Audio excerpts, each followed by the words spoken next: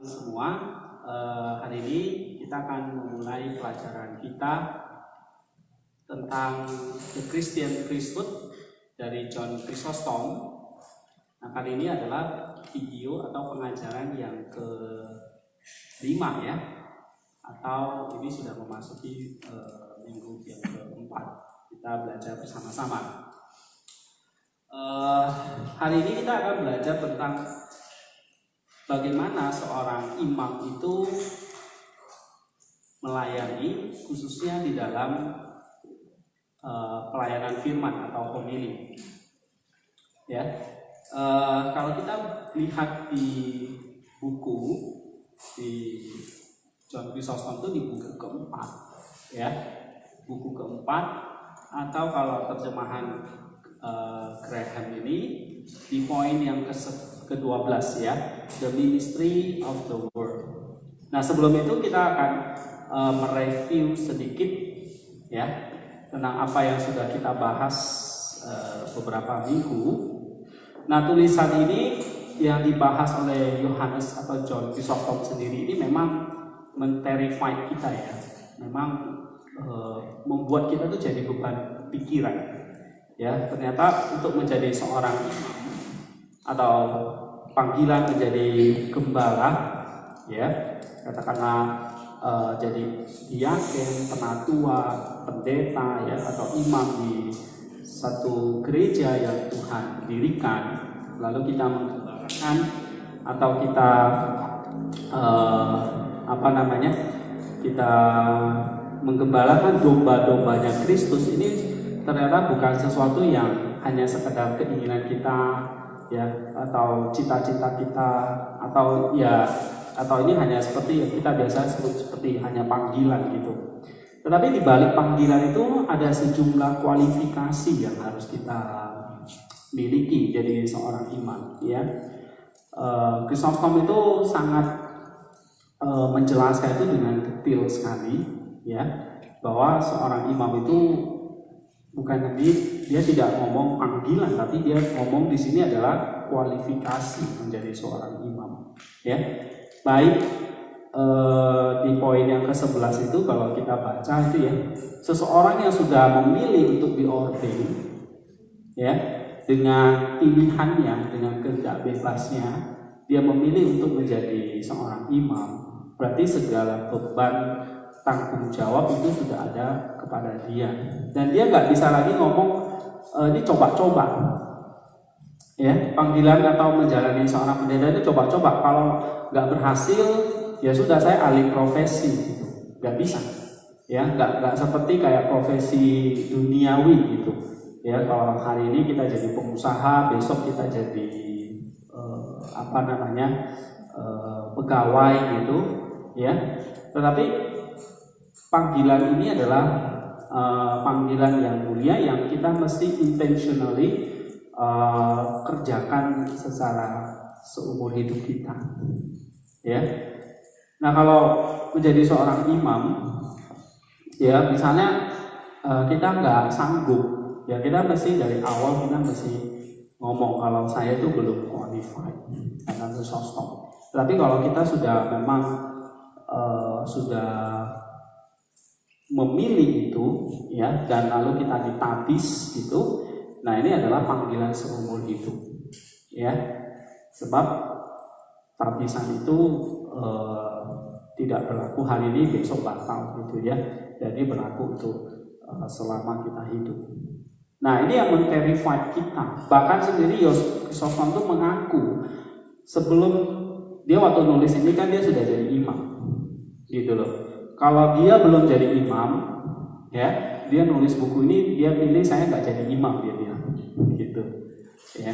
Nah, saya harap ini bukan menakutkan kita, tetapi memotivasi kita bahwa pelayanan seorang imam itu seperti minggu lalu saya bilang ya, seperti jalan salib, ya, jalan yang penuh derita, tetapi adalah jalan yang penuh kemuliaan. Nah, jabatan seorang imam itu jabatan yang mulia, tetapi sisi lain itu jabatan yang penuh difficulties, ya, penuh banyak tantangan, kesulitan.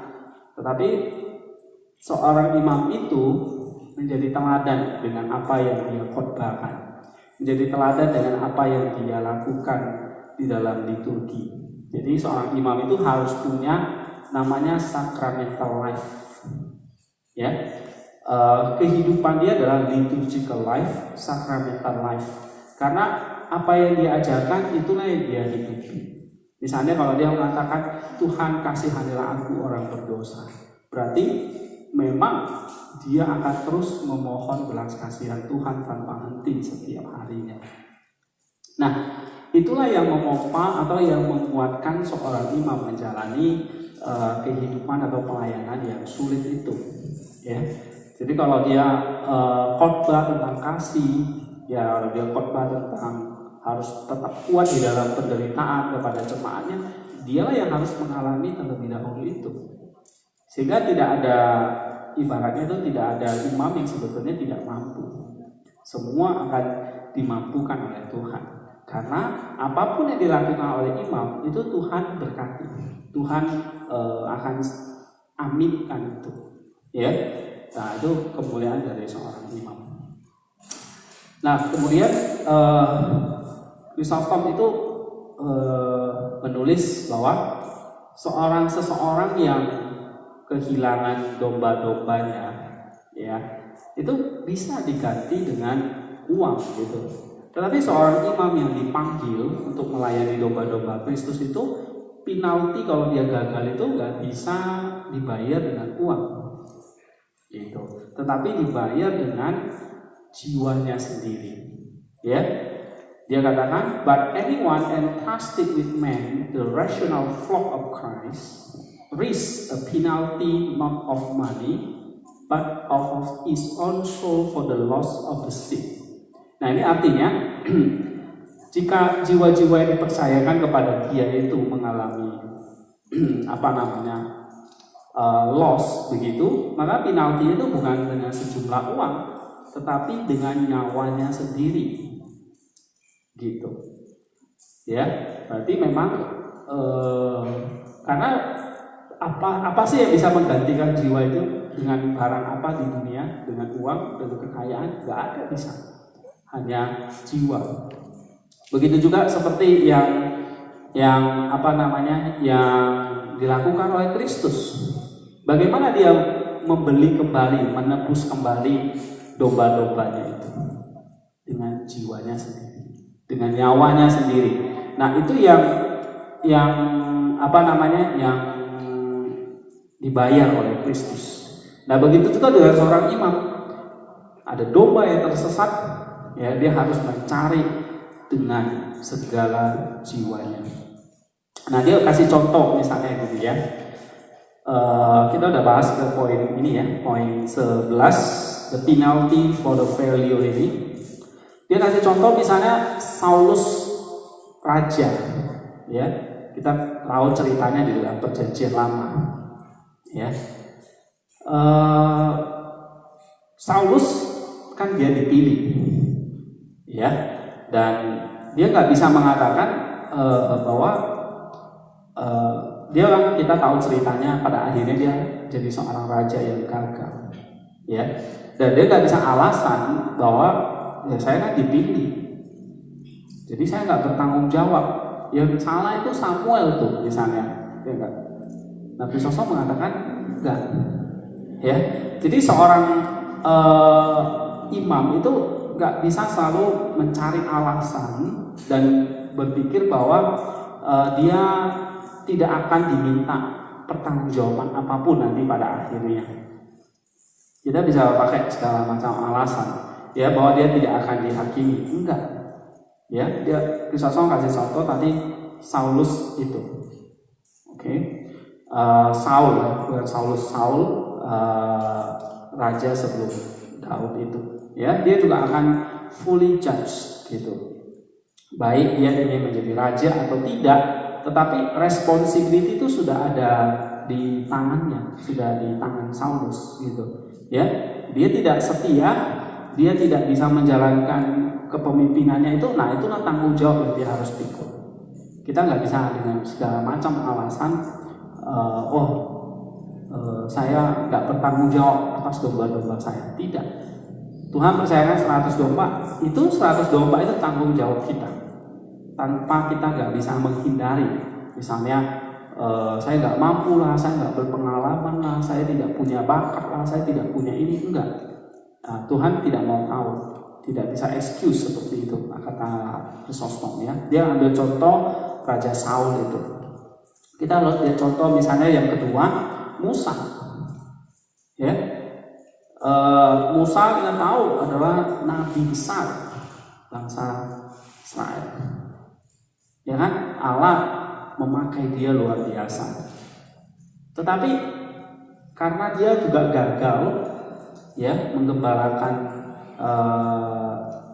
bangsa Israel, oke, akhirnya dia nggak bisa masuk ke tanah perjanjian. Karena apa? Dia juga gagal. Ya, dia juga akhirnya tidak menaati perintah Tuhan. Ya, nah itu satu contoh.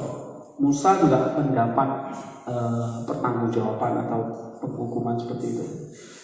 Contoh lain misalnya adalah seorang pembangun rumah. Ya, seseorang yang tidak punya pengalaman di dalam membangun rumah harusnya nggak boleh menerima pekerjaan sebagai tukang bangunan, ya. Tapi kalau dia bilang dia bisa, saya bisa membangun rumah, berarti orang itu udah nggak mau tahu. Pokoknya kamu harus bangun rumah itu, gitu, ya. Nah, nggak ada alasan lagi, ya. Begitu kita terima, kita bisa bangun.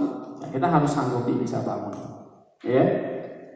Nah, kita nggak bisa alasan untuk menghindari yang namanya tanggung jawab itu. Jadi, Chrysostom menjelaskan kepada kita, kalau kita sudah terima tanggung jawab sebagai seorang imam, ya. Tapi kan sisi lain kita juga bukan manusia yang sempurna. Kita bisa gagal, ya. Kita juga bisa kita juga manusia yang biasa, yang juga satu sisi kita juga bukan orang yang sempurna. Nah, Chrysostom menyarankan kepada kita, pertama nih, sebelum kita diordain atau memang kita positif ini kita mau jadi imam, gitu ya. Pertama, you must test your own soul. Jadi kamu harus tes dulu akan jiwamu. Ya, test your own soul. Ya, ujilah jiwamu. Oke, kamu harus menginvestigasi semua bagian dari jiwamu itu. Ya. Nah, lalu kalau Chrysostom mana? Kalau itu ternyata kamu menyanggupi, ya, betapapun berat tantangan itu, tetapi jiwamu itu sanggup, maka kamu harus masuk ke level yang kedua, yaitu, ya, walaupun misalnya kita kurang pengalaman ini, kita misalnya waktu kita terima kita nggak ada pengalaman. Tetapi dia mengatakan, walaupun kita kurang pengalaman, tetapi begitu jiwa kita bilang sanggup, saya mau terima pelayanan ini, maka segala kemuliaan dan tanggung jawab itu langsung ada sama orang itu, ya, atau kepada imam itu. Nah, lalu Yohanes itu juga jelaskan bahwa kamu harus tes tadi jiwamu, your soul, jiwamu harus murni, ya, must be pure than the rays of the sun. Jadi harus murni seperti sinar matahari, seterang seperti sinar matahari. Nah, itu artinya mengetes jiwamu, ya. Nah, seorang imam itu harus punya jiwanya itu harus bisa blaze, bisa memancarkan terang, untuk mengiluminasi dunia. Nah, adakah di dalam jiwa kita itu yang punya kerinduan untuk seperti itu, kata dia. Karena kalau kamu sudah jadi imam, sudah mengatakan saya mampu, saya bisa, saya mau, maka nggak ada alasan lagi kita mengatakan saya nggak bisa lah, saya tidak pengalaman lah, saya inilah, segala macam alasan. Tidak. Tapi segala tanggung jawab itu sudah ada sama kita, dan Tuhan akan menolong kita. Nah, pertanyaan adalah sekarang kan di sini mau atau tidak. Nah, kalau mau, berarti langkah yang kedua kita harus tes lagi. Kita harus punya kualifikasinya. Nah, kualifikasinya apa? Misalnya seperti minggu lalu kita jelaskan tadi, ya, kualifikasi moral dengan orang sekitarnya dan sebagainya itu harus dites di dalam setiap aspek hidup kita. Nah, kalau kita udah ada cacat nih, ya, sebelum kita diordeng jadi imam nih, kita ada cacat nih, ya. Dan kalau jiwamu belum siap, jangan terima, ya. Tapi misalnya jiwa kita siap nih, tapi kita ada cacat, ada nama baik kita yang jelek misalnya di masa lalu, ya. Nah, kamu minta belas kasihan Allah untuk mengampuni kamu, ya. Lalu kamu bisa melupakan itu, dan yang penting kamu punya kemauan jiwa yang sungguh-sungguh, ya. Nah, itu. Lalu Chrysostom juga mengajarkan kepada kita bahwa akan ada banyak countless difficulties, ya, difficulties yang nggak bisa nggak bisa dihitung jumlahnya, susahnya, ya. Tetapi ini adalah to prove, ya, membuktikan kamu panggilanmu, ya, atau jiwamu itu. Oke, tadi kita sudah lihat contoh seperti tadi Saul, Musa, ya.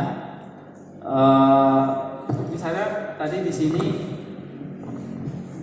contoh lain yang Salomo kasih, Chrysostom kasih itu adalah Yudas, ya. Nah, Yudas itu kan juga akhirnya dipanggil oleh Yesus jadi murid, ya kan, menemani dia selama beberapa tahun dan memberikan dia kan sebagai jabatan rasul, ya kan. Yudas itu rasul, gitu.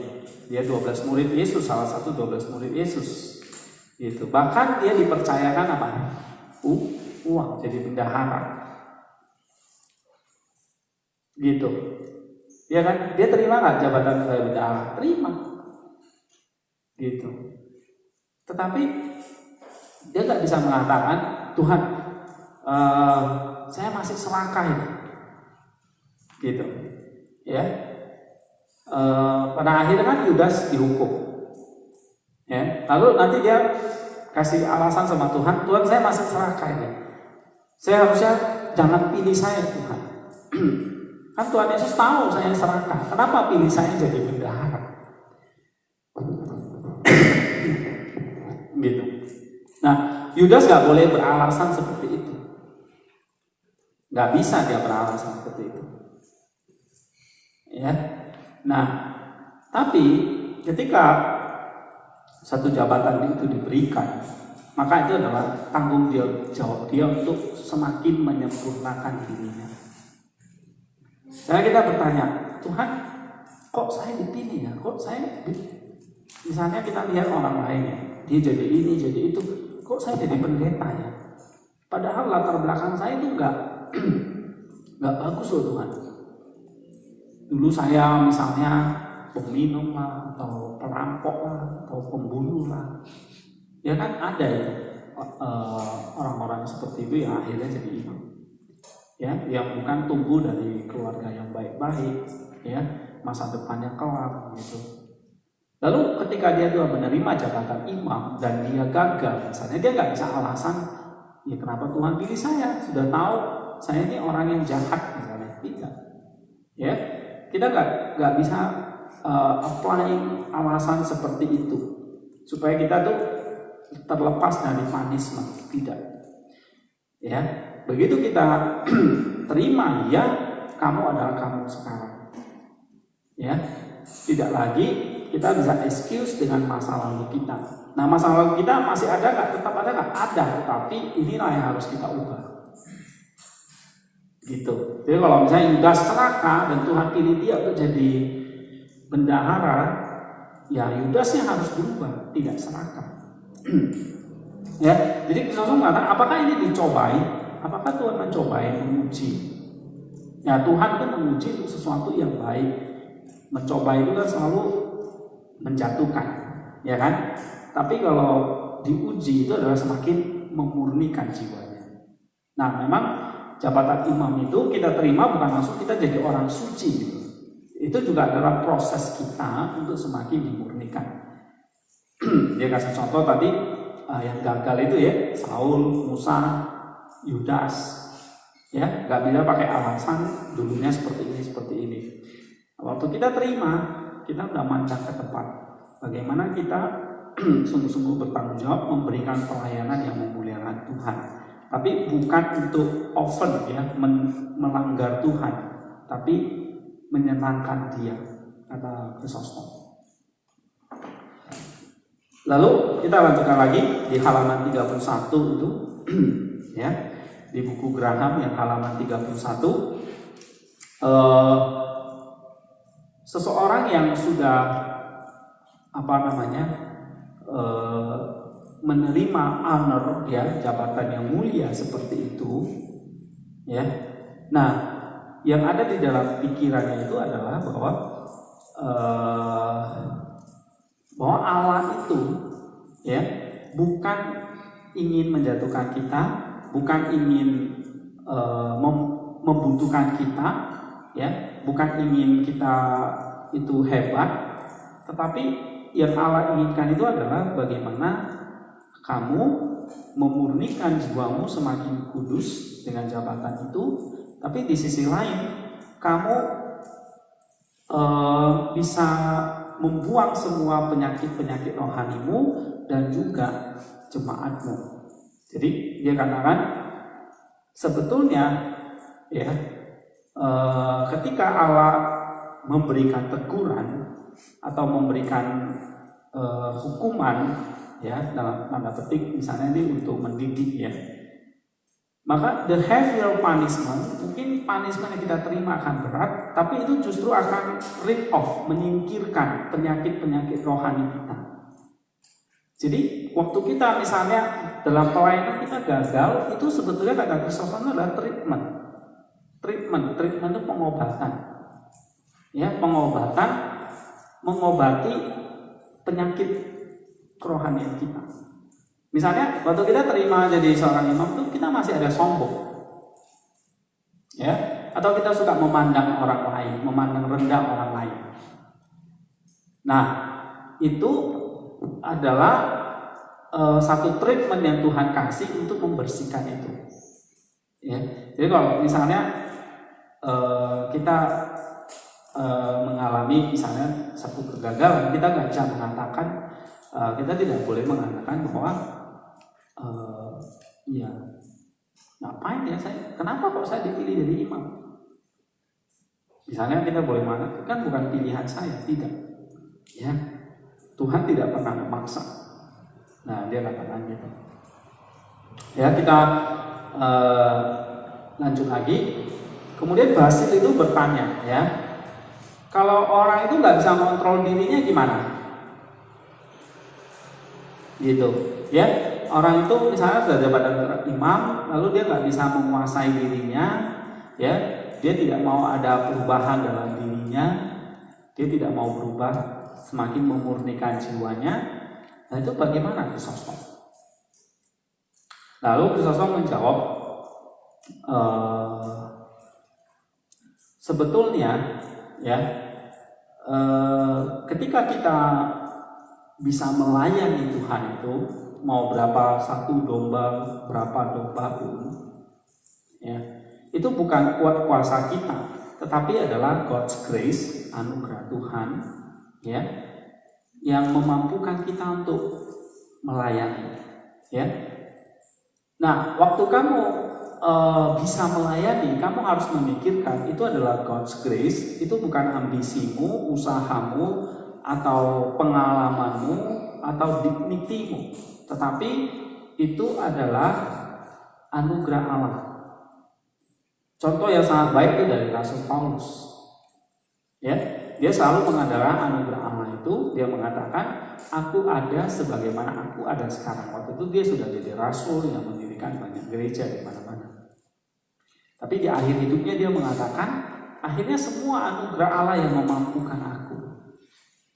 Ya, nah, sehingga dari situ seorang imam itu dia bisa mengontrol dirinya supaya tidak jatuh di dalam kesombongan. Oke, tidak menerima punishment dari Allah, dia katakan. Ya,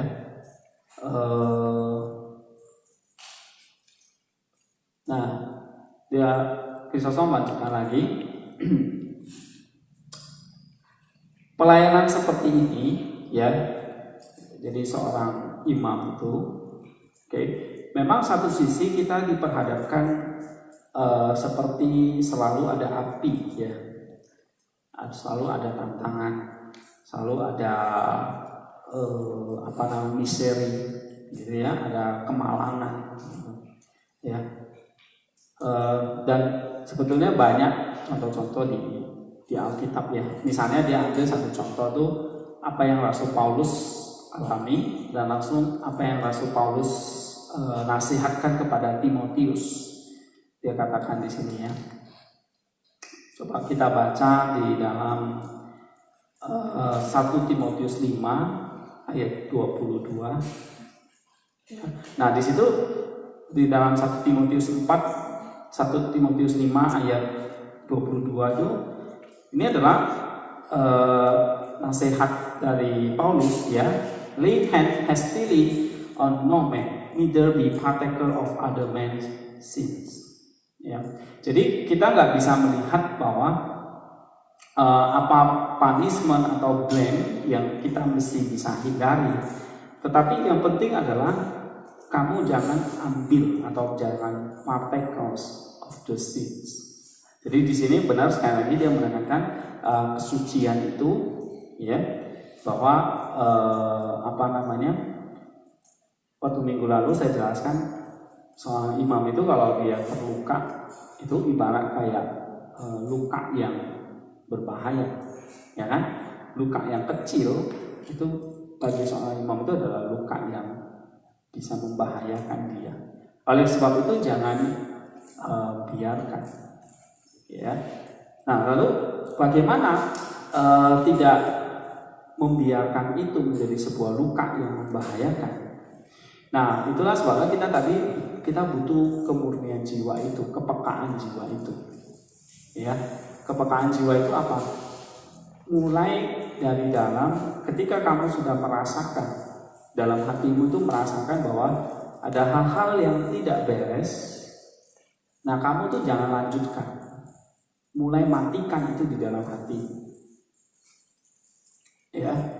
Jangan menodai altar, jangan menodai mimbar. Oke, tetapi matikan itu di dalam hatimu, ya. Nah, memang ada beberapa gereja lain seperti Saint Isaac, ya, dari Saint Isaac, terus Isaiah the Solitary, kemudian Saint Anthony, ya, banyak Bapak Filokalia, ya, itu mengajarkan hal yang sama juga, ya, bahwa jangan membiarkan luka itu akhirnya jadi luka yang berdarah, ya, melukai tubuh kita, tapi itu seharusnya segera dipadamkan. Nah, Anthony itu mengatakan bahwa tidak semua orang itu punya intelek jiwanya, ya, tidak semua orang itu jiwanya itu punya nous atau intelek. Sebab apa? Cirinya adalah lihat ketika ada rasa bersalah di dalam hatinya, dan apakah dia bisa memadamkan kesalahan itu, maka itu adalah jiwa yang punya intelek. Tapi kalau dia membiarkan kesalahan itu terus bekerja di dalam hatinya, maka itu bukan manusia yang punya intelek, kata Saint Anthony. Nah, sama halnya dengan Chrysostom, ya, bahwa it is not absurd, dia katakannya, when people want to buy a slave, they show him to physicians, demand guarantors for the purchase, and make inquiries of their neighbors, ya, dan seterusnya. Nah, dia menjelaskan kepadanya, seorang imam punya tadi kepekaan dari dalam, ya, punya kalau Bapak Filokalia itu mengatakan itu adalah nus. Nah, nus itulah yang harus dihidupkan untuk menutupi supaya tidak itu menjadi luka dan membahayakan jemaatnya. Jadi poin yang pertama yang kita mau bahas hari ini adalah tetap ada penalti, ya, for the value untuk mereka yang gagal. Nah, tapi kita nggak bisa alasan bahwa karena saya dipanggil, saya dipilih begitu. Ini adalah pilihan kita sendiri, itu inti yang dikatakan oleh John Chrysostom, ya.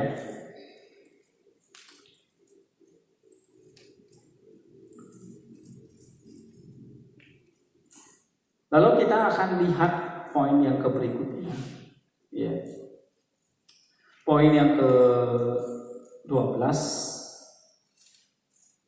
tentang pelayanan firman, ya. Nah, kalau kita lihat di dalam liturgi, nanti kita akan lihat dalam liturgi, ya,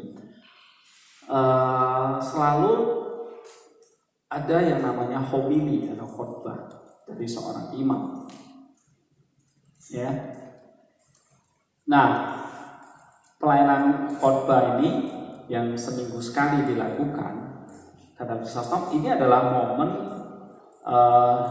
di mana kita itu kayak membagikan perkataan Yesus, ya, the word of Christ, kepada untuk dimasukkan ke dalam mulutnya jemaat atau mulutnya domba-domba kita, supaya mulutnya domba-domba itu adalah perkataan atau mulutnya Kristus sendiri. Pengantarannya siapa? Imam itu. Nah, ini menarik. Jadi the ministry of the word itu bukan untuk memamerkan kita pintar berkhotbah atau khotbah kita itu menyenangkan jemaat atau itu hanya bagian ritual di dalam ibadah, enggak. Tetapi the ministry of the word ini adalah penyambung lidah dari Kristus kepada jemaatnya, ya. Nah, baru nanti habis itu adalah sakramen perjamuan kudus, ya. Baru kita makan tubuh dan darah Kristus. Jadi ada 3 yang menjadi makanan utama, ya. Perkataan atau firman tadi, tubuh dan darah Kristus sendiri. Nah, itu 3 suplemen yang selalu dibagikan oleh imam kepada jemaatnya, ya. Nah, jadi ini adalah satu keutuhan seperti manusia, ya kan? Dia terdiri dari tubuh dan darah dan juga intelektualnya, ya kan? Pikiran dia, jiwanya, perkataan dia, ajaran dia, gagasan dia. Nah, itu juga dibagikan. Jadi the ministry of the word itu adalah bagaimana kita membagikan apa yang menjadi pikiran atau kehendak, kemauan dari Kristus kepada jemaatnya, ya. Nah, dia Chrysostom kasih contoh bahwa seperti seseorang yang menjadi seorang atletik, gitu ya, atau seorang olahragawan, ya. Nah, supaya dia bisa menang dalam pertandingan itu, dia membutuhkan bantuan dari ahli atau pelatihnya, trainernya. Dan dia juga harus melakukan diet yang ketat, ya kan? Lalu terus-menerus latihan. Dan dia tahu aturan-aturan di dalam olahraga itu. Nah, ini kata Chrysostom. Nah, sama seperti kita, ya, para domba Allah ini. Oke.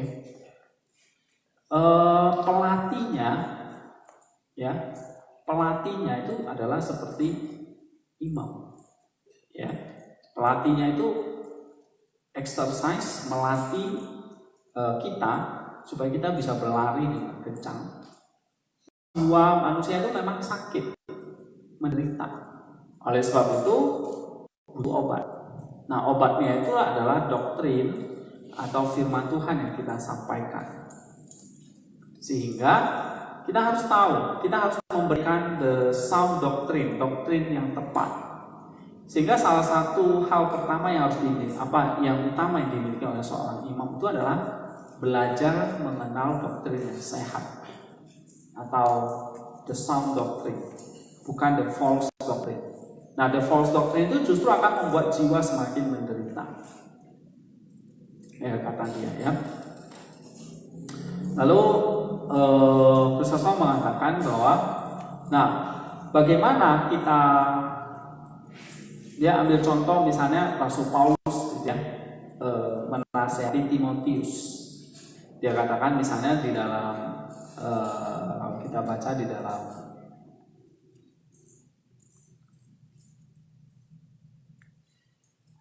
nasihat dia dalam 1 Petrus itu, ya, kamu harus siap sedia, ya, memberikan jawab kepada setiap orang yang bertanya kepadamu, ya kan, memberi pertanggungjawaban iman itu.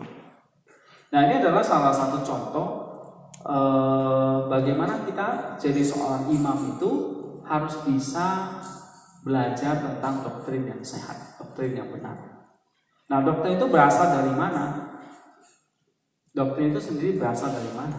Ada di dalam gereja. Ya, gereja itu dapatnya itu dari mana? Doktrin itu. Itulah yang menjadi tradisi atau diwarisi dari para rasul. Gitu. Ya. Nah, lalu para rasul itu kan mengajar secara lisan, bahkan ditulis, ya. Itu yang jadi Alkitab. Nah, salah satu sumber doktrin itu adalah dia bilang dari Bible. Oleh sebab itu seorang imam itu harus mengerti cara-cara untuk membaca Alkitab, ya, membaca church fathers, bisa mengeksegesis, dia bilang. Oke, nah, paling enggak harus bisa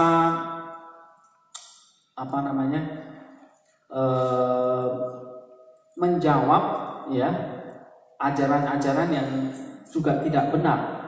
Misalnya bisa meresponi pada saat itu ada gnostik, ya, bahkan filsafat, ya, ada ajaran dari Manichaeanism, ya, itu ajaran-ajaran yang menolak Kristus, ya, Sabellian, Arminianis. Nah, itu seorang imam itu harus tahu ada heresis atau ada bidat-bidat seperti itu, ya, dan itu harus diberitahu kepada jemaat supaya apa? Supaya mereka bisa memberi pertanggungjawaban iman. Jadi dari dulu di gereja itu sebetulnya kayak kelas apologetika itu sebetulnya sudah ada, ya. Nah, bapak gereja kita banyak baca, ya, misalnya bapak gereja setelah era apostolik itu kan adalah bapak gereja apologis. Misalnya Justin Martyr, ya, itu bapak gereja apologis, membela iman mereka. Nah, itu kan diwarisi oleh itu pada abad kedua, ya. Nah, Chrysostom ini abad yang keempat. Jadi Chrysostom itu sudah mewarisi satu tradisi yang panjang, mulai dari tradisi lisan seperti ibadah, liturgi, ya. Nah, lalu waktu itu sudah ada Alkitab yang ditulis, surat Paulus dan sebagainya, itu sudah ada, ya, itu sudah dibaca di gereja-gereja.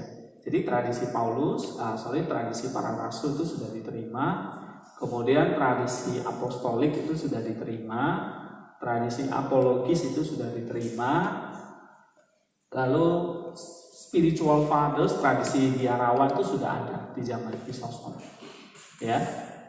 Jadi pada zaman dia itu sekitar abad keempat itu, ya, atau menjelang abad kelima itu tahun 300-an, 390-an, ya. Berarti sudah masuk abad kelima. Itu sudah ada tradisi, pertama tradisi rasulia, apostolik, apologis, lalu tradisi distant fathers, ya. Nah, itu sudah 4. Nah, itu semua tradisi-tradisi itu menghadapi tantangannya masing-masing, ya. Nah, kalau para rasul tantangannya itu adalah penganiayaan, gitu ya, lalu penginjilan, gitu, ajaran Yahudi, ya. Nah, abad kedua tantangannya itu adalah Gnostik, abad ketiga, keempat itu tantangannya ajaran-ajaran bidat, ya, Arianisme, Sabellianisme, banyak muncul, Doketisme, ya, Marcionisme. Nah, itu semua seorang imam tuh harus paham, harus ngerti ajaran mana yang lurus, yang sehat, ajaran mana yang tidak sehat. Jadi tadi pertama dia harus bisa punya hermeneutik yang sehat, eksegesis yang sehat, yang benar, ya. Lalu yang kedua adalah dia mengerti, dia bisa membela imannya, dia menguasai apologetika. Dalam hal ini ya dia bisa mempertahankan imannya dari serangan-serangan para bidat. Misalnya tadi Arianisme yang muncul di abad keempat, ya. Kemudian makanya ada Konsili Nikea kan, tahun 325. Nah, itu ajaran Arianis yang dikutuk, gitu ya. Sebenarnya banyak lagi, ada Gnostik itu banyak bapak apologis yang membela. Nah, itu seorang imam punya tanggung jawab untuk mengajarkan itu, ya, mempertahankan imannya, preaching, khotbahkan, ya. Nah, kita nggak bisa hanya menjadi student of scripture, ya. Kita nggak bisa hanya jadi murid Alkitab aja, tapi juga harus ngerti murid dari sejarah apa yang terjadi kekristenan selama berabad-abad ini. Ya, zaman Chrysostom, ya, dia mengerti sekali bagaimana kekristenan itu harus dihadapi, ya, harus supaya bisa berkembang, begitu. Oke. Jadi memang seorang imam, ya, atau seorang priest itu harusnya menjadi student of scripture, dia ngerti eksegesis, tapi juga student of theology, jadi dia bisa mengajar doktrin yang sehat, mengerti doktrin yang salah yang mana, yang benar mana. Nah, kita harus punya itu, ya. Nah, misalnya kayak eksegesis, apa yang Chrysostom ajarkan supaya kita itu bisa menghasilkan tadi doktrin yang sehat. Doktrin yang sehat itu ibaratnya tadi seperti obat yang sehat, ya. Atau tadi seorang pelari itu adalah seperti diet yang sehat. Seorang pelari itu kalau makan nggak ada dietnya, mana gimana dia bisa berlari, ya kan? Nah, sama seperti jemaat, kalau dikasih makanan yang berlemak terus, nggak ada dietnya, ya, nggak ada latihannya gitu, gimana? Maka semua akan jadi gemuk rohani, ya. Nah, itu semua, atau jemaat yang sakit itu harus diberikan doktrin yang sehat. Jadi doktrin itu seperti adalah obat yang sehat untuk orang yang sakit, ya. Ya, memang kita nggak bisa mengatakan, hai saudara-saudara semua, kalian itu sakit, ini saya kasih obat, ya. Enggak, ini hanya ilustrasi Chrysostom, ya, bahwa the sound doctrine itu adalah the healthy medicine, obat yang sehat. Jadi doktrin yang sehat itu adalah obat yang sehat. Nah, kembali, ya, dia kasih banyak contoh di sini. Ada tantangan dari Valentinus, Marcion, ya, mereka itulah yang menolak Alkitab yang kita terima sekarang ini, ya. Belum Gnostik yang menolak tentang Yesus itu punya tubuh jasmani, ya. Karena pandangan Gnostik itu kan segala hal materi itu jahat, ya.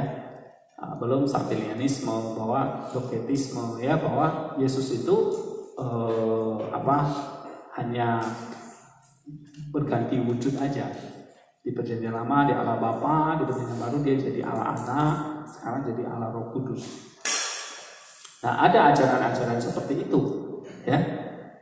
Nah, itu semua menjadi tantangan tersendiri ya, di dalam pelayanan firman. Ya, nah itu semua harus diajarkan kepada jemaatnya. Ya, lalu nah ini kadang-kadang kita juga jadi imam, kita nggak ngerti istilah-istilah itu. Ya, suatu saat saya pernah ditanya tentang formula baptisan. Sah nggak misalnya seseorang itu yang sudah dibaptis dalam nama Bapa, Anak, Roh Kudus, yaitu di dalam nama Tuhan Yesus Kristus. Ya, udah benar ya formulanya dalam nama Bapa, Anak, Roh Kudus.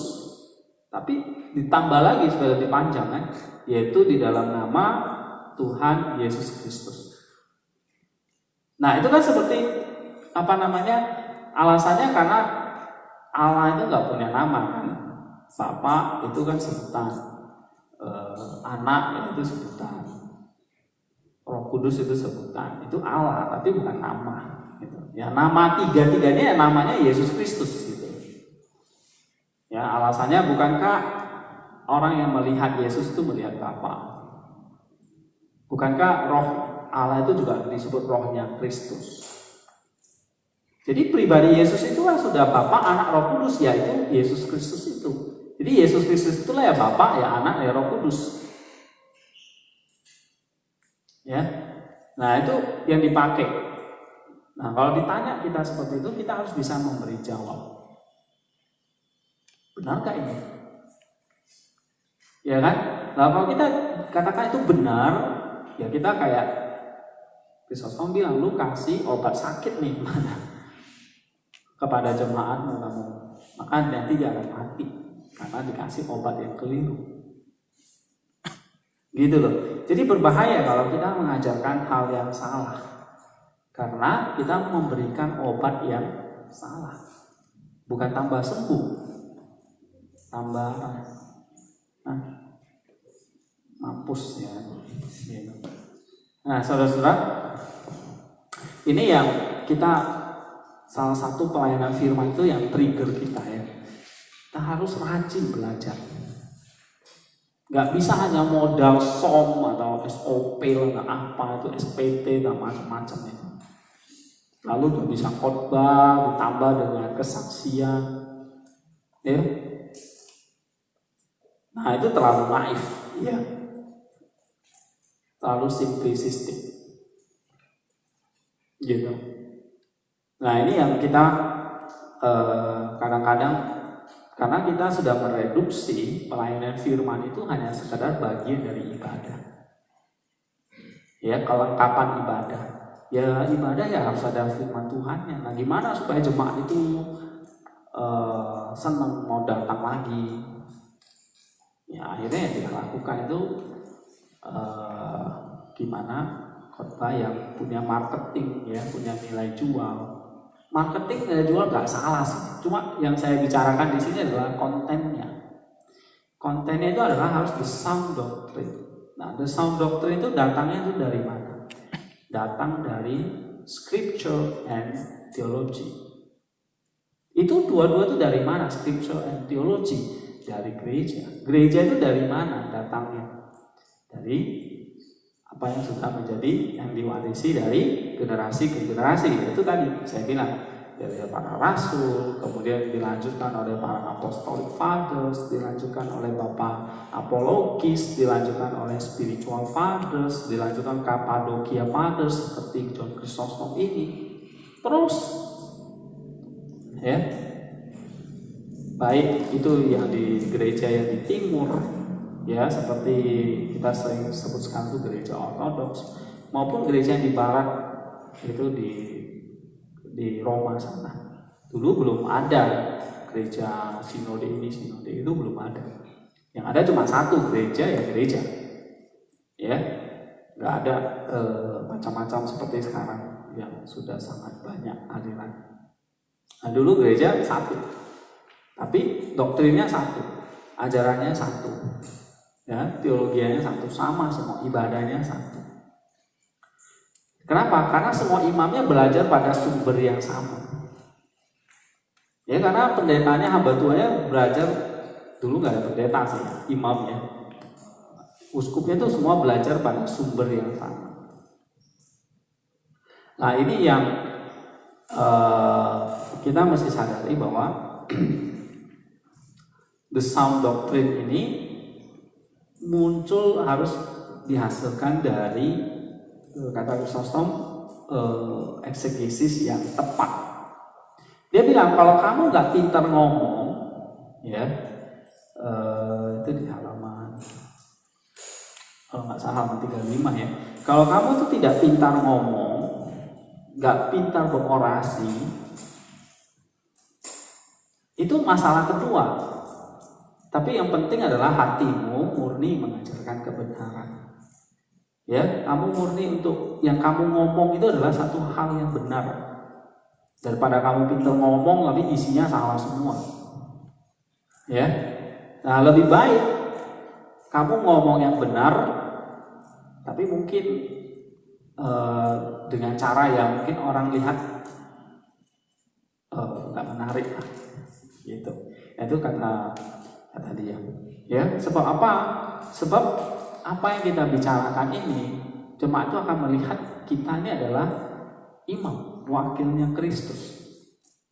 Yang kita sampaikan itu adalah satu kebenaran dan mereka akan terima dengan mentah. Gitu. Ya.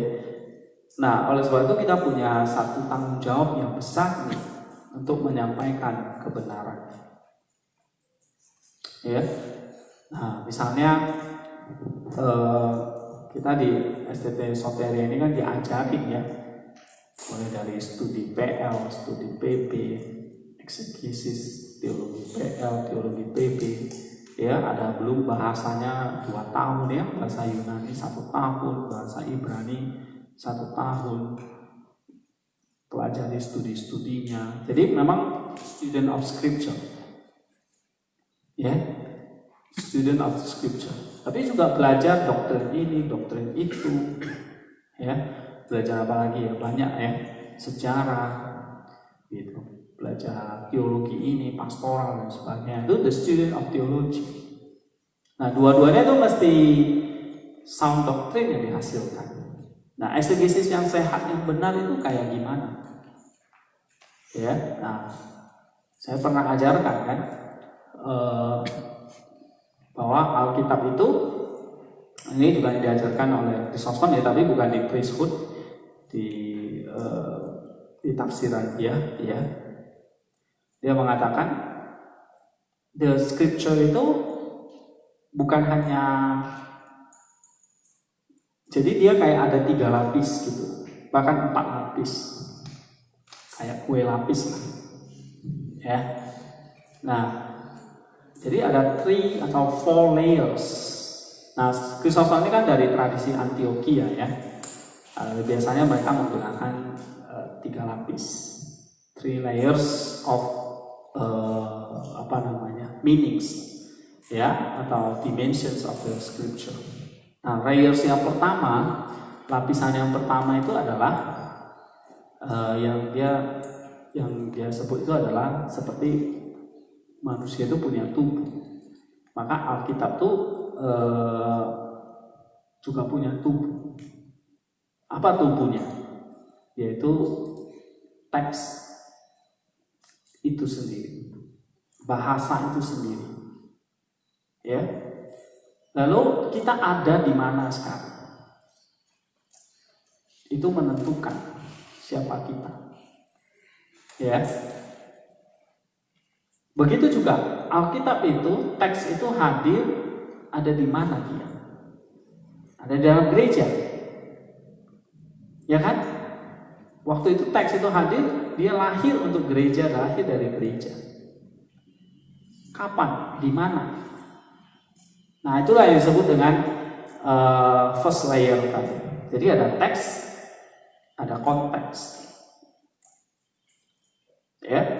Ada teks dan konteks. Itu the first layer. Nah, dulu saya pikir waktu saya udah belajar teks dan konteks ya, waktu saya udah ngerti teksnya, sudah bisa bahasa aslinya, bisa katakanlah eksegesis, saya merasa sudah layak nih dikhotbahkan gitu. Ya kan? Saya merasa ini sudah sound doctrine gitu. Nah, kalau kita belajar church fathers, nah itu mah belum apa-apa. Gitu. Ya, kita sekarang aja yang sedikit ngerti bahasa Yunani terus rasa bangga-bangga gitu ya. Orang dulu mah baca Alkitabnya bukan baca terjemahan, langsung bahasa aslinya. Ya, kayak Bapak gereja itu ya mereka langsung baca bahasa Yunaninya. Jadi bagi mereka bahasa Yunani itu bahasa sehari-hari. Nah, kita di sini yang sudah terbiasa dengan bahasa terjemahan, lalu kita melihat Yunani dan bisa sedikit Yunani, kita merasa itu sudah kayak di langit ketujuh pintarnya gitu ya. Padahal itu belum apa-apa. Itu masih lapisan pertama. Ya, lapisan pertama waktu kita menjadi the students of the scripture.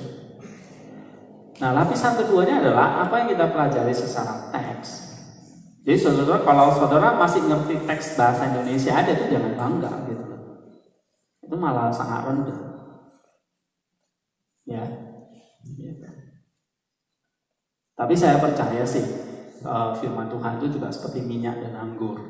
Ada yang jelas-jelas kasihilah sesamamu. Kamu mau ngerti bahasa Indonesia, bahasa Yunani, jukir balik kayak atau apa itu jelas lah. Bahasa itu jelas mengasihi sesamamu. Gak bisa diputar-putar jadi bencilah sesamamu, gak mungkin. Ya, memang ada bagian-bagian ajaran Tuhan yang sangat simpel dan semua orang bisa memahami. Tapi kita yang sebagai imam, kita nggak bisa mengatakan, ngapain capek-capek lah pakai bahasa asli, ya, udah lupa apa yang dulu diajarkan gitu. Nggak bisa. Kita sebagai seorang imam punya tanggung jawab terhadap teks itu. Ya. Nah, maka Kristus mengatakan kalau kamu ngajar yang salah ini, ya, apa bedanya kamu tuh dengan para bidat?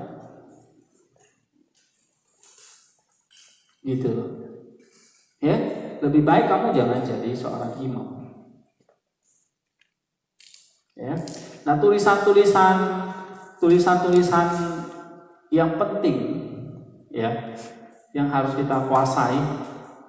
Jadi Yesus mengatakan harus bisa tahu false doctrine, tapi confirmation of the truth.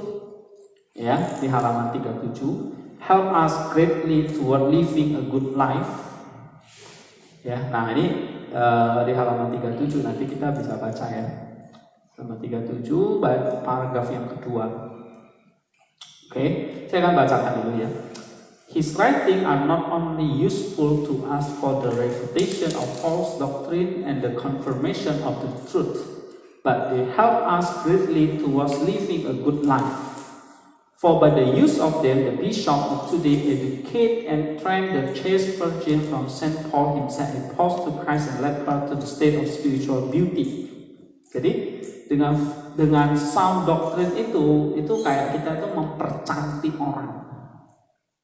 Sehingga nanti inner beauty-nya terpancar keluar. Educate, train the chaste virgin, maksudnya gereja itu. Ya, gereja itu mempelai pengantin. Namanya pengantin harus virgin. Kalau ada pengantin sudah hamil duluan itu bukan pengantin. Itu kecelakaan. Ya. Oke. Nah, bagaimana supaya dia punya spiritual beauty?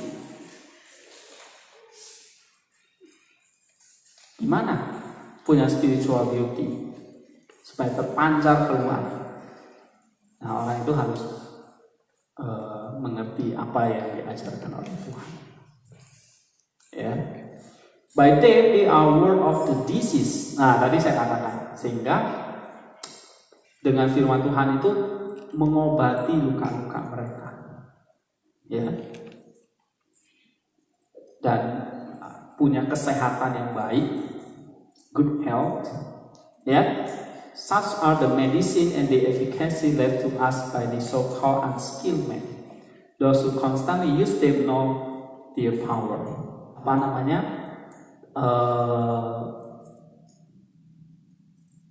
Lapisan yang kedua yang disebut dengan istilahnya kalau bahasa Origen itu noetik, ya.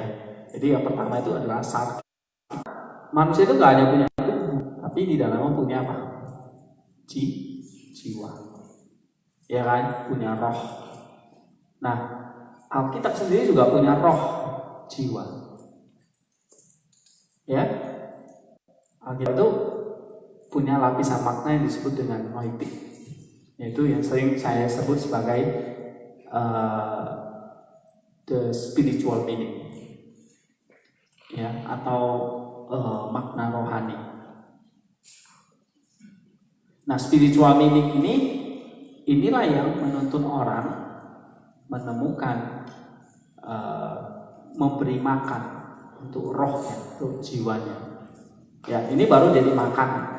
Jadi kalau tadi di level pertama itu hanya makanan bagi tubuh.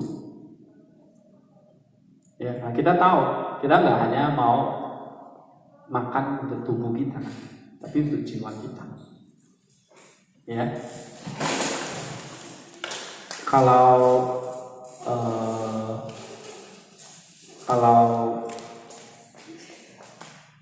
makanan bagi tubuh itu ya hanya untuk tubuh, ya.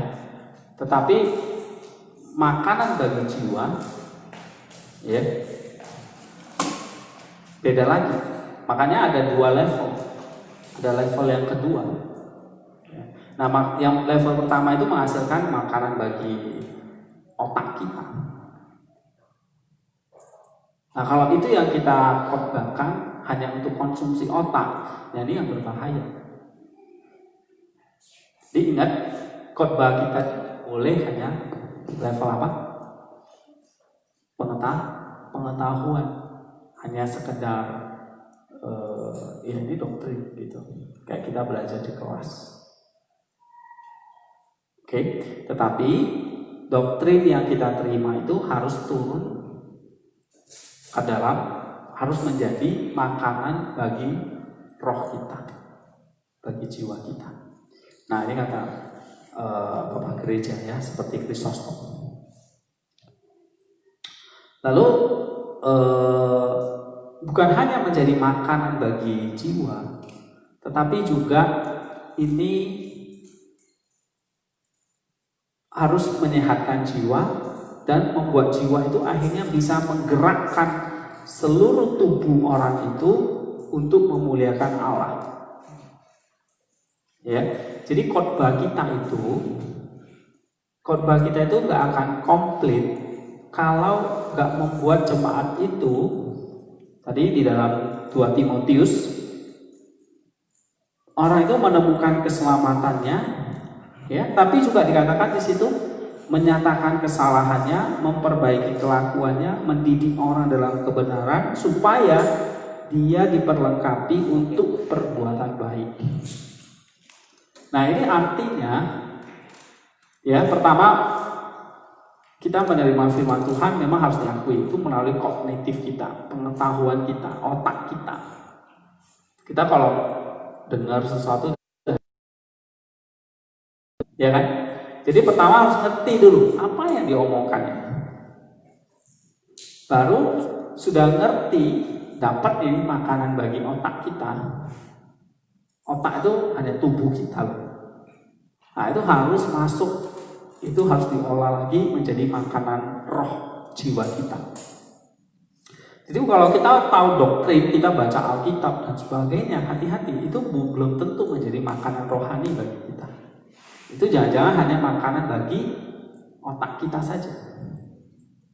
Kita kepingin tahu ini dan itu, terus kita baca banyak buku, kita belajar. Itu konsumsi otak kita gitu, ya kan? Ya kecuali orang yang malas, ya. Udah malas, nggak bisa ada apa-apain lah. Dia nggak ingin tahu tentang surga, ingin tahu tentang Kristus itu siapa, ya udah, ya itu ya nggak masalah sih, bukan ya. Tapi kepinginan tahuan itu hanya makanan kita, harus diturunkan menjadi makanan bagi spiritual kita. Ya, nah itu harus komplit.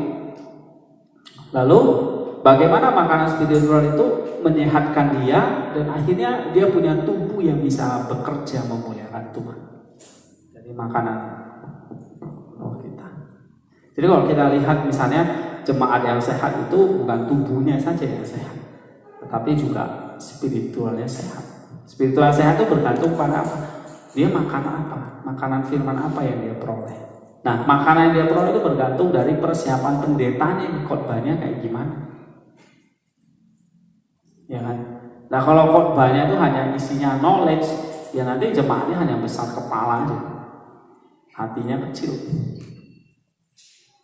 Ya. Tapi kalau khotbah pendeta itu kesaksian melulu, motivasi melulu, ya hatinya besar, kepalanya kecil. Gitu. Ya. Jadi harus seimbang. Makanan 3 lapis ya. Makanan bagi kognitif, makanan bagi roh dan jiwa, dan makanan bagi segenap tubuh kita untuk melakukan pekerjaan baik, perbuatan baik, seperti yang ditekankan dalam 2 Timotius 3 tadi. Ya. Nah, itu sedikit tentang gimana kita itu harus mengeksegesis ya. Oleh sebab itu seorang imam itu ya dia memang harus belajar itu. Ya. Nah, kalian yang para students itu jangan lupa ada teknik-teknik eksegesis yang harus kalian kuasai.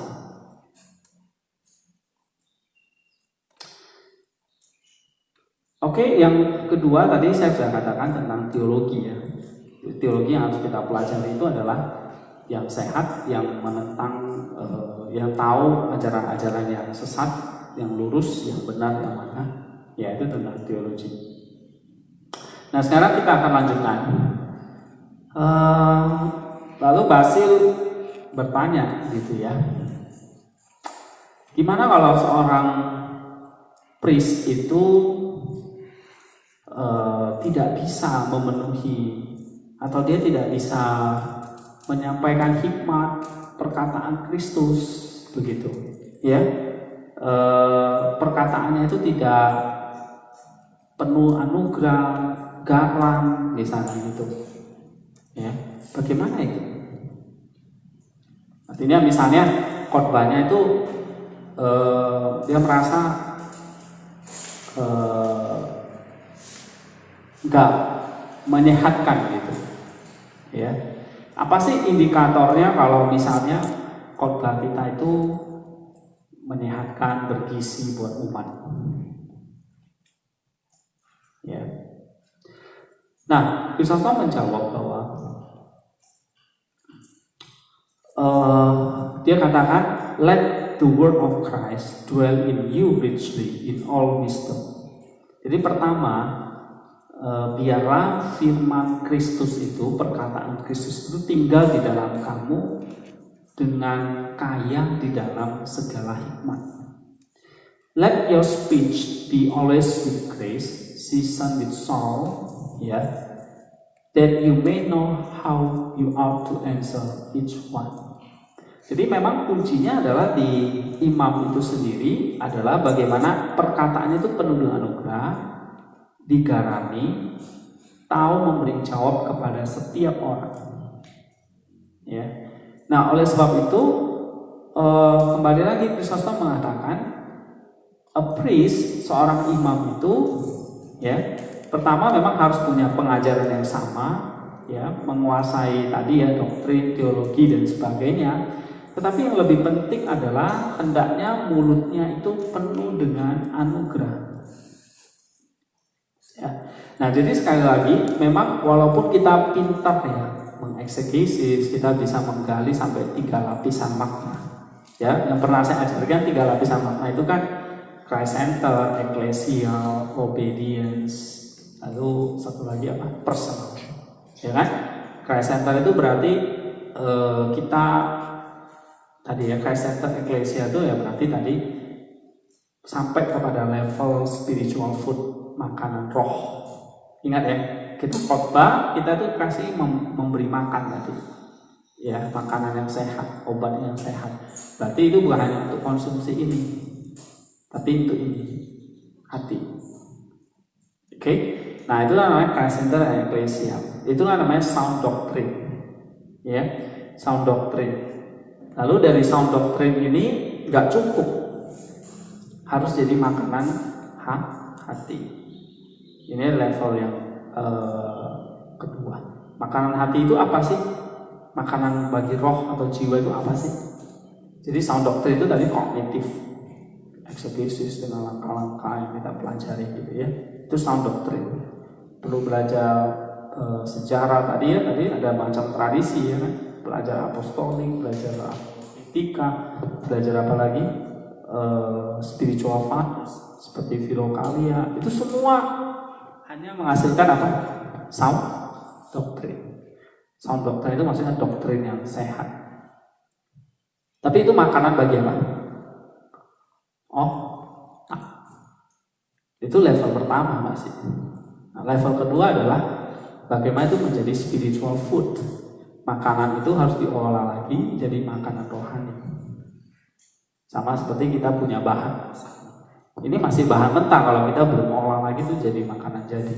Nah, sama seperti waktu kita menemukan doktrin ini, doktrin itu, poin khotbah, poin 1, poin 2, poin 3, itu kayak masih makanan mentah. Ya, nah harus dimasak lagi menjadi makanan yang jadi. Nah, Rasul Paulus mengatakan doktrin harus masuk ke dalam hati untuk menyatakan kesalahan, memperbaiki kelakuan, dan mendidik orang dalam kebenaran. Berarti doktrin ini gimana itu menjadi makanan rohani yang mendidik orang dalam kebenaran. Ya, menyatakan kesalahan bermanfaat untuk memperbaiki kelakuan. Berarti ini makin menyucikan tadi. Ya. Nah, itu hanya makanan itu yang bisa secara spiritual itu yang bisa. Kalau itu bukan makanan spiritual, nggak mungkin membersihkan atau menguatkan spiritual kita. Baru ayat 17 dikatakan untuk setiap perbuatan baik. Berarti makanan ini harus sehat. Tanda orang yang sehat itu artinya apa? Dia beraktivitas. Ya, dia punya energi untuk melakukan pekerjaannya. Nah, sama seperti orang yang belajar doktrin itu bukan hanya orang yang tahu doktrin, tapi juga yang bisa melakukan doktrin itu. Nah, itu level yang ketiga yang kita sering sebut sebagai obedience. Ya. Nah, ini harus ada di dalam pengajaran. Ya. Pengajaran dari imam seperti yang Kristus perintahkan. Oke. Jadi saya dia ngutip di dalam halaman 37 itu ya. Halaman 37 kita bisa lihat paragraf ke 1, 2, 3, 4 ya, paragraf yang keempat. Paragraf yang kelima.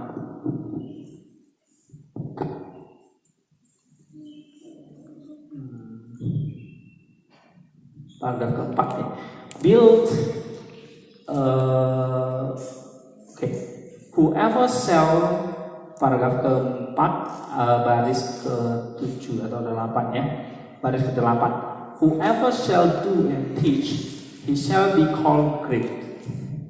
Ya, sebab apa?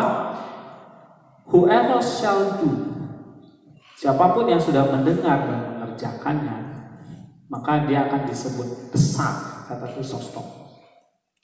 Kenapa? Karena dia sudah mengolah tadi makanan tadi, firman tadi, menjadi satu kekuatan bagi dia untuk mengerjakan perbuatan baik itu. Ya, nah, ini sangat tepat di dalam, misalnya dalam 2 Timotius 3 tadi. Berawal dari mana? Membaca kitab suci. Berarti dari firman Tuhan kan, membawa orang itu menemukan keselamatan di dalam Kristus, mendapatkan Kristusnya. Lalu nggak cukup sampai di situ, ya, mendapatkan Kristusnya mengapain? Nah, Kristus itulah yang menjadi sound doctrine tadi, ya kan? Christ center tadi, Ecclesia tadi, Kristus tadi, Christ center, sound doctrine tadi, ya. Jadi semua doktrin dalam Alkitab itu kan pusatnya kepada Kristus itu sound doctrine-nya. Nah, sound doctrine itu nggak cukup, harus menyatakan kesalahan kita, memperbaiki kelakuan, dan mendidik kita dalam kebenaran. Nah, itu adalah spiritual food, makanan rohaninya. Nah, jadi gimana kita khotbah, kita tuh bisa sampai ke level itu. Jadi nggak hanya data, nggak hanya poin-poin khotbah, lalu ilustrasi gitu ya. Tapi itu harus diolah lagi gimana menjadi spiritual meaning. Ya. Nah, spiritual meaning inilah 3 pokok yang penting: menyatakan kesalahan, memperbaiki kelakuan, mendidik orang dalam kebenaran. Ya, reproof, correction, dan instruction in righteousness. Nah, itu yang penting. Baru dari sini dia akan punya satu kekuatan untuk obedience. Sehingga di situ dikatakan di paragraf 4-nya, ya. Coba baca kita di kalimat terakhir di situ, halaman 37, paragraf keempat. But in fact, by these teaches the two, he showed that practice is one thing and doctrine another, and that each require the other to complete edification. Jadi edification itu artinya pengilahian atau menjadi seperti Kristus, teosis bahasa teologisnya. Ya, nah harus dibedakan dua itu, satu praktis, satu doktrin. Itu maksudnya gini, orang yang ngerti doktrin nggak otomatis dia akan melakukan. Kalau kita salah ngajar nih, ini udah berbahaya. Mungkin kita nggak bisa 100%, nggak bisa tapi Kristus bilang corrupt life-nya masih ada, tapi jangan pernah corrupt teaching, gitu, ya. Mungkin kita bisa melakukan kesalahan, kita nggak bisa, ada hal-hal yang kita nggak bisa lakukan misalnya, tapi jangan sampai kita itu salah mengajar. Jadi doktrin itu 100% must be correct. Doktrin yang disampaikan itu harus 100% benar. Kenapa?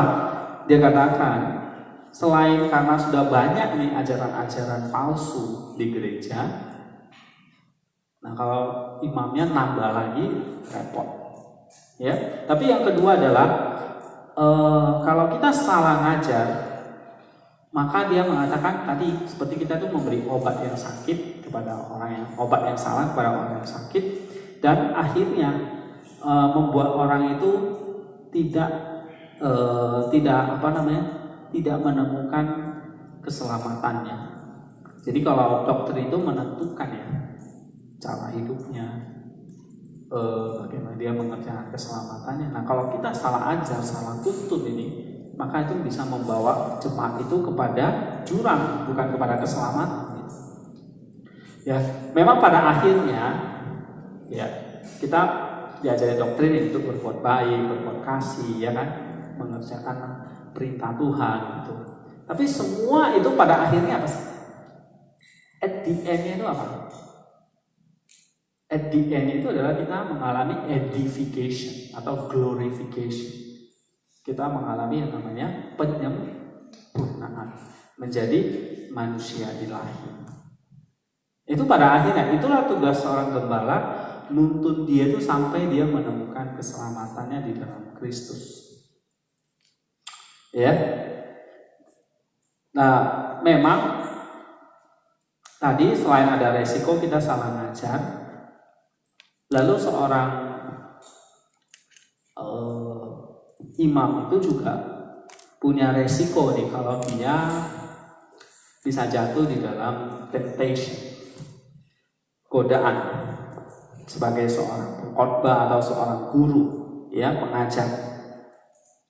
Ketika dia berkhotbah, temptation yang lain tuh bisa, ini kita bahas poin ke-13 ya, temptations of the teachers. Ini bisa karena kita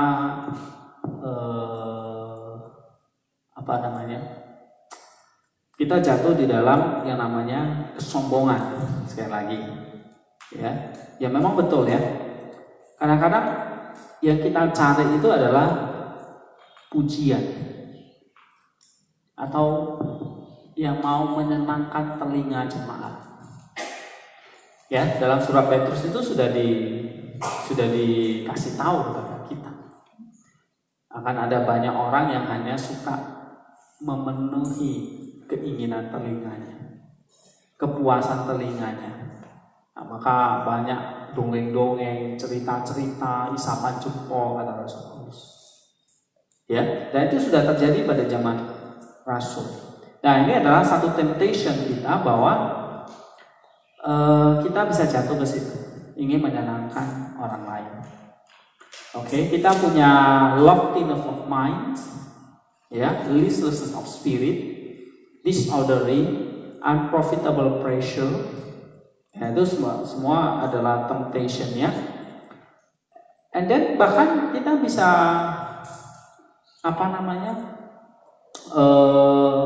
tergoda oleh uang, gitu, ya, oleh money.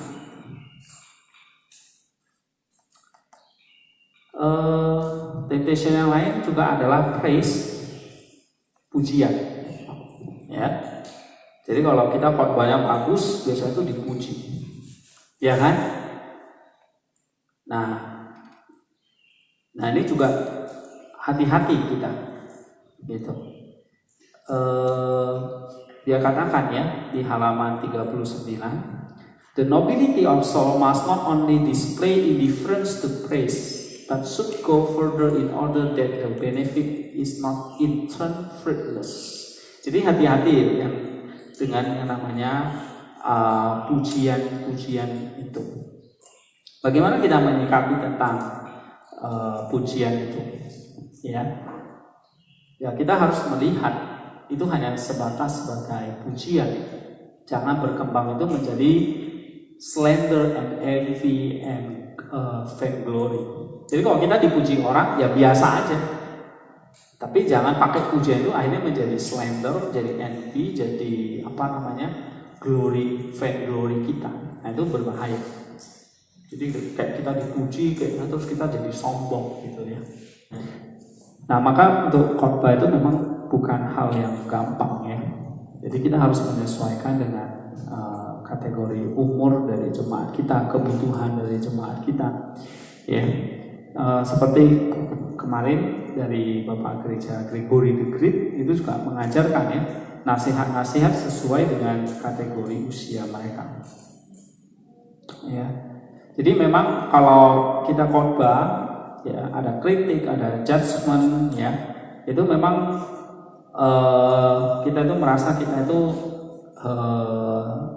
sangat terpuruk gitu ya, kita nggak bisa khotbah dengan baik gitu ya. Tapi sisi lain khotbah itu juga bisa jatuh di dalam kesombongan ya, kita bisa jatuh di dalam kesombongan. Nah itu juga harus hati-hati ya. Jadi Kristus menasihatkan kepada kita apa respon dari jemaat. Ada yang kritik, ada yang puja, ada yang tidak senang dan sebagainya. Nah, yang paling penting adalah kamu itu seperti bapak terhadap anak-anak. Ya, anak-anak itu ya ada yang bisa mengkritik, ada yang bisa menerima, ada yang bisa menolak. Tapi kamu itu seperti bapak buat mereka, ya. Kamu tahu bagaimana memberikan nasihat-nasihat yang tepat untuk mereka. Ya, kamu tahu bagaimana kamu bisa mengayomi mereka semua, ya. Tapi lebih penting dari situ adalah kamu bisa memberikan the sound doctrine, ya, ajaran yang benar. Lalu kamu bisa memberikan spiritual food, makanan rohani itu. Lalu kamu bisa mengajarkan mereka untuk mengeksersis apa yang mereka dengar. Oke, nah saya kira itu beberapa poin ya, 3 poin yang kita belajar hari ini. Yang pertama adalah tadi ada punishment, ya kita nggak bisa excuse. Kalau kita sudah terima jabatan imam itu kita excuse, kita nggak menghindari satu penalti atau penghakiman, ya kita juga akan menerima itu. Yang kedua adalah bagaimana pelayanan mimbar khotbah itu dapat dilakukan dengan sungguh-sungguh, ya, sound doctrine yang diajarkan. Lalu yang ketiga, memang ada godaan temptation dari seorang imam, ya, khususnya dalam pelayanan firman, ya. Kita bisa dikritik, dipuja, atau kita bisa menjatuh di dalam kesombongan. Nah, tapi semua itu kembali lagi, kita itu seperti fathers untuk anak-anak kita. Nah, bagaimana kita mengayomi mereka semua. Ya, terakhir, the preacher must train himself above all else to despise praise. Ya, jadi kata Chrysostom, seorang pengkhotbah itu harus bisa melatih dirinya supaya dia tidak jatuh ke dalam tadi ya, pujian, kritikan, ya, atau kesombongan gitu. Tapi dia harus punya nobility, ya, harus punya sound doctrine yang dia sungguh-sungguh dia pelajari dari scripture dan teologi tadi, dan dia tanpa mengabaikannya kritikan masukan dari jemaatnya, dia harus bisa terus mengajarkan yang namanya the sound doctrine itu, supaya itu jadi makanan yang sehat buat jemaatnya. Nah, ini kira-kira besar ya yang diajarkan oleh Chrysostom.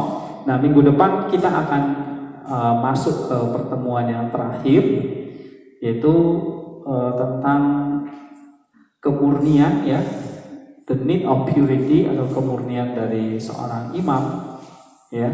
Lalu beda antara imam dan biarawan, dan poin terakhir adalah kesimpulan, ya, terhadap tulisan dari John Chrysostom ini. Ya, kita akan bertemu lagi pada Selasa depan. Thank you. Semoga apa yang saya sampaikan hari ini bisa memberikan kita masukan atau berkat, ya, di dalam kita menjalani pelayanan kita sebagai seorang hamba Tuhan atau seorang imam di gereja dimanapun kita melayani. Tuhan berkati kita semua.